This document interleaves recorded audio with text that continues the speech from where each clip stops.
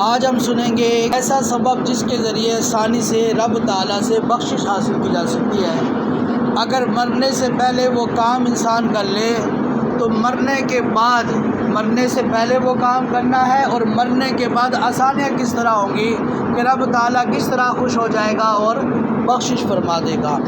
نبی پاک صلی اللہ علیہ وآلہ وسلم کے دیوانوں شیخ سعدی رحمۃ اللہ تعالیٰ علیہ فرماتے ہیں، ایک شخص کا انتقال ہو گیا، یعنی ایک آدمی جو ہے دنیا سے رخصت ہو گیا، اور انتقال کے بعد کسی نے اسے خواب میں دیکھا اور پوچھا ما فعل اللہ بکا، یعنی تیرے ساتھ اللہ تعالیٰ نے کیا معاملہ فرمایا؟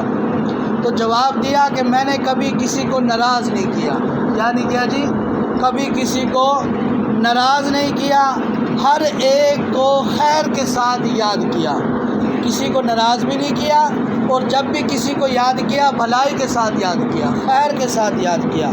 فرمایا بھلائی کے ساتھ بات کی تو اللہ پاک نے اس عمل کے سبب مجھے خوش کر دیا اور میری بخشش فرما دی۔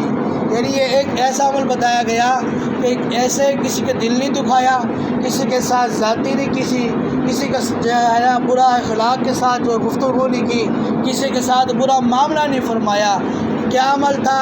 کسی کا دل نہیں دکھایا، ناراض کسی کو نہیں کیا، اور جب بھی کسی کو یاد کیا بھلائی کے ساتھ یاد کیا، اچھائی کے ساتھ یاد کیا، اور جب بھی بات کی اللہ کی رضا کے لیے بات کی، یعنی اچھی گفتگو کی، بری بات میں نے اس سے نہ کہی، تو اسی سبب سے اللہ تعالیٰ خوش ہو گیا، اور اللہ تعالیٰ نے جب خوش ہو گیا تو میرے مرنے کے بعد یہ عمل رب تعالیٰ کو پسند آ گیا۔ مرنے سے پہلے میں نے یہ عمل کیا، کسی کو ناراض نہیں کیا، جب بھی گفتگو کی اچھی گفتگو کی، اور جب بھی یاد کیا اچھے اخلاق کے ساتھ، اچھی بھلائی کے ساتھ میں نے اسے یاد کیا، تو اسی سبب سے رب تعالیٰ نے مجھے بخش دیا۔ کاش ہم بھی لوگوں کو دل خوش کریں تاکہ اللہ پاک ہم سے خوش ہو جائے۔ جب اللہ پاک خوش ہوگا تو ہمیں بھی خوشیاں عطا فرمائے گا۔ اگر ہم لوگوں کو بلا وجہ ناراض کریں گے تو ہو سکتا ہے اللہ پاک ہم سے ناراض ہو جائے، اور اگر اللہ پاک ہم سے ناراض ہو گیا پھر ہمیں اس کی پکڑ سے کوئی نہیں بچا پائے گا۔ لہٰذا ہمیں اللہ پاک اور اس کے پیارے حبیب صلی اللہ علیہ وآلہ وسلم کو خوش کرنا ہے۔ تو ہمیں کون سے عمل کرنے ہیں جی؟ وہ عمل کرنے ہیں جو دنیا اور آخرت میں کامیابی کی طرف لے جائیں، جو ہمارے مرنے کے بعد کام آئیں، جیسے نماز ہے، جیسے قرآن ہے، جیسے اخلاق ہے، اچھی گفتگو ہے، صدقہ و خیرات ہے، بھلائی ہے، زکوٰۃ دینا ہے، جس طرح جو ہے فطرانہ نکالنا ہے، واجبات ادا کرنا ہے، یعنی نوافل ادا کرنا ہے، حج کرنا ہے، عمرہ کرنا ہے، تو یہ وہ سبب ہے جن کی وجہ سے رب تعالیٰ بخشش فرما دیتا ہے، سارے گناہوں کو بخش دیتا ہے۔